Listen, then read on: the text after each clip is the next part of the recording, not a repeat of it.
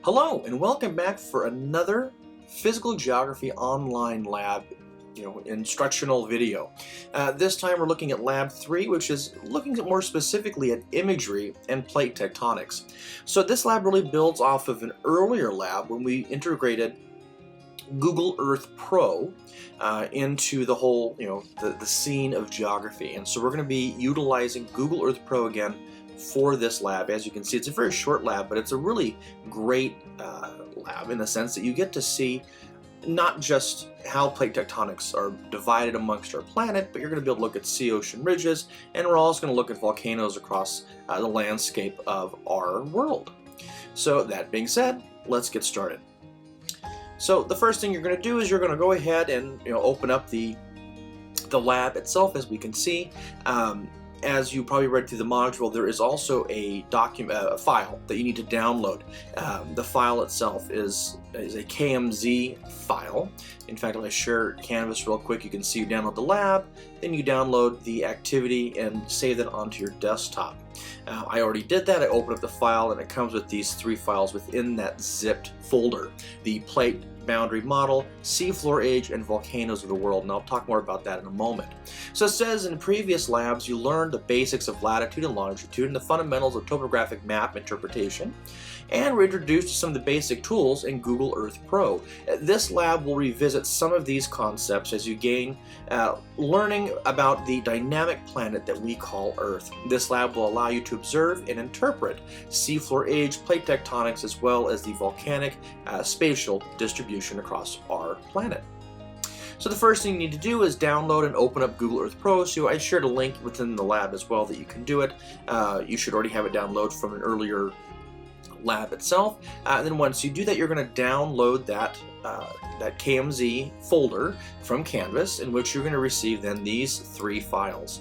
And then what I'm just going to do is I'm going to just highlight these 3 files, and I'm going to drop them into my temporary places here on Google Earth Pro. So I can close this folder now, and notice how these KMZ files, as it kind of goes into more detail, it's called a keyhole markup language file for KML, and a KMZ deals mostly with zipped attribute of it.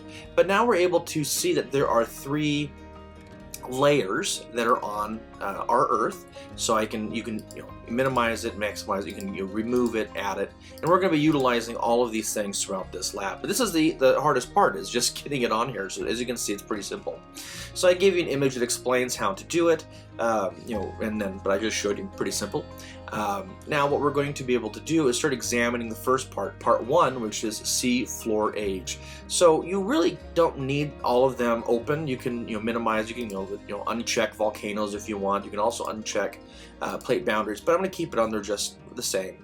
So what we're able to do is we're able to scan around the world. These colors, as you can see on this file, this image, this legend as it were, it provides us information looking at the seafloor age in these particular regions. And so we can see in certain areas that goes from red all the way to blue. The more red it is, the more recent; the more blue to purple, the older that rock will be. So what we're able to do is we can look at these ridges in particular and go, oh, so this is a ridge, and this ridge is where new molten material is being pushed from the Earth's surface and spreading out. And then as that moves along its way, as it's slowly, I'm going to grab this little pencil right here, as this is moving from, from the middle here outward, well, I thought I was going to be able to draw one. Let me draw. It's being persnickety. We can see that the older, as it takes like a conveyor belt, this rock would have been here at one point. In fact, this rock here, this light blue-green, is somewhere on the order of 110 to 120 million years old. So 110, 120 million years ago, this rock would have been over here. So we can see that it's moving across the screen. So these questions are going to ask you specifically about that. And what is the spatial or physical relationship between the seafloor age bands? The colors represent a band of color. Question 2 is, how would you describe the change of these seafloor ages as you move away from a central line, margin of perhaps the Atlantic Ocean, which is what I'm sharing with you right now? do you see any patterns? When you see stuff like that, when we're asking you, describe the changes, describe the patterns, I always think of it as like if you're on the phone with someone and you're trying to explain what you're looking at. So how would you explain that to someone who cannot see what you're visualizing? How would you explain that? And then question 3, given the pattern of seafloor age, how would you explain the development of the Atlantic Ocean?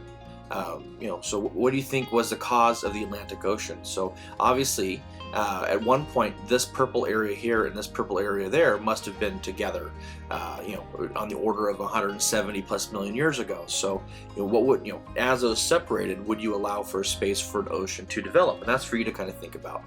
So anyway, it says you may now uncheck the seafloor age, and we can do that here.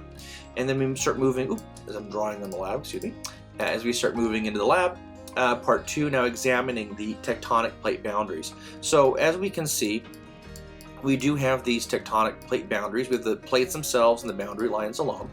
The colors do represent something special. So in fact, if I click on Google Earth and I look at my plate boundary and I click on that plate boundary, it gives me some information here, and that's great. I'm going to kind of bring that down. Then down, if I open that arrow, we can see there's plate boundaries. I can click that. For some reason, at least for me, it doesn't always load very fast, so I get to click it twice. I don't know. But this is the same image that you have on your lab. So we can notice that these colors are representing a very specific boundary. So we can see that this the red here represents an oceanic spreading ridge known as a divergence zone, or an oceanic transform fault is by this darker green. So you can access that here. I can now close it again. I like to always minimize everything because it gets too complicated. Or you can see that the data is right here. So anyway, it's giving you questions 4 through 12. It's asking you to look at very specific places. So as an example, it says the Aleutian Trench on the ocean floor near Alaska. So I can certainly go to it like this, or in the search bar up at the top, you can go ahead and type it in. You can write in the Aleutian Trench.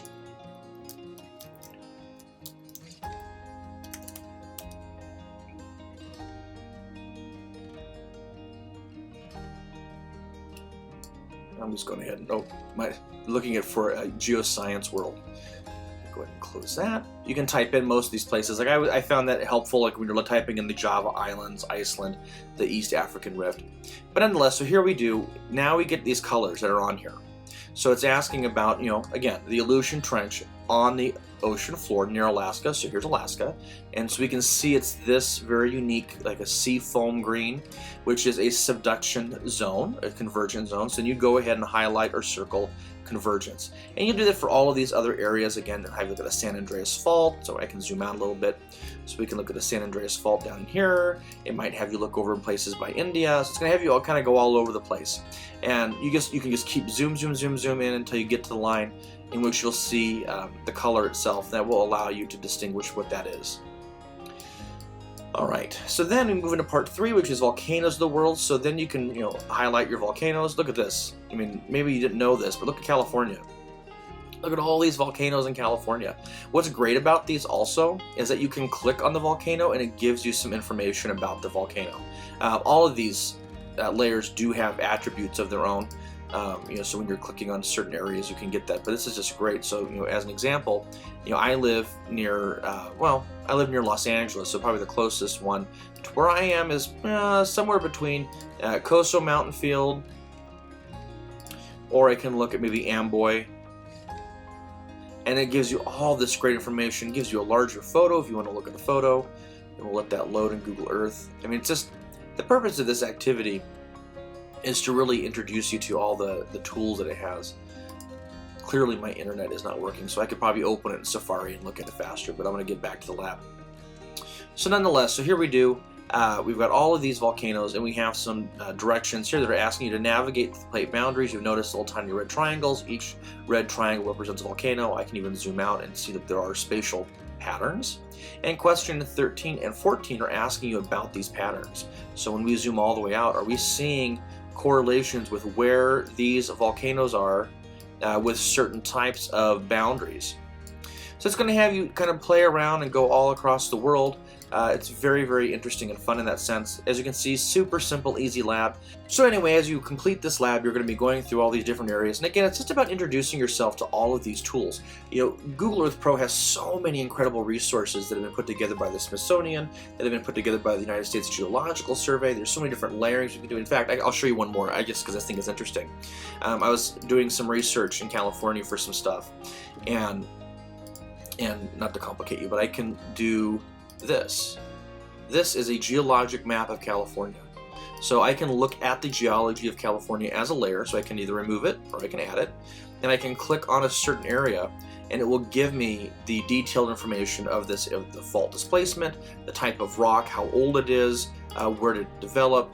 I mean, there's just so many incredible tools that we can use in Google Earth Pro. That's what I really wanted to bring in this lab, to let you kind of play with that a little bit more. But then to also visualize one more time plate boundaries, the type of boundaries that we have, because remember there are, you know, three, right?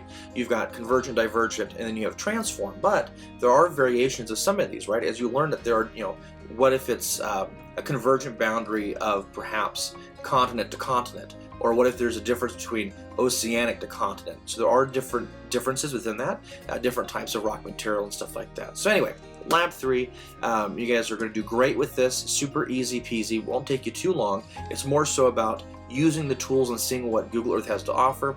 Don't forget to like this video. If you have any questions, be sure to throw those down below. I hope you enjoyed this, and we'll talk soon.